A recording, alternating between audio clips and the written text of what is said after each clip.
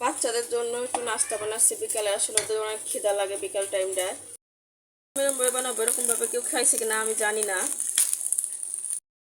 3টা ডিম দিব। 3টা ডিম ভেঙে নিছি। ফ্যানটাও গরম হয়ে গেছে, এখন আটাগুলা দিয়ে দিব। সুন্দর করে ফ্রাই প্যানের উপর আটাটা দিয়ে দিছি। আটার উপরে ডিমগুলা সুন্দর করে দিয়ে দিছি। আমি এটা সুন্দর করে উল্টায় দিছি। আসলে একা একা ভিডিও করি তো সম্পূর্ণ ভিডিও দেখাইতে পারি না, এই জন্য আপনাদের কাছে সরি। কি সুন্দর কালার হয়েছে, মনে হচ্ছে না যে এটা, মনে হচ্ছে এটা পুরোটা ডিম। এখন আমি এটাকে পিজার মতো করে একদম কাটে নিব। দেখেন একদম পিজার মতো। আমার 4টা বাচ্চা, আমি 4টা টুকরা করছি একটাকে। আর একটা বানাইছি, আমার শাশুড়ি আছে, আমি আছে, আমার ভাই আছে, তাদের জন্য আবার ওই 4টা বাচ্চাদের জন্য, আর এটা হচ্ছে আমাদের জন্য।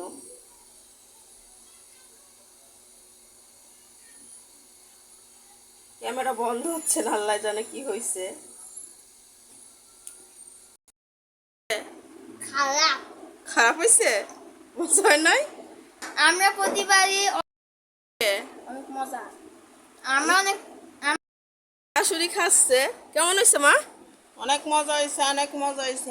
তাই একদম পিজা, ডিমের পিজা না, ডিমের পিজা হয়ে গেছে। আটা দিয়ে ময়দা দিয়ে পিজা বানাইছে, পিলিজা।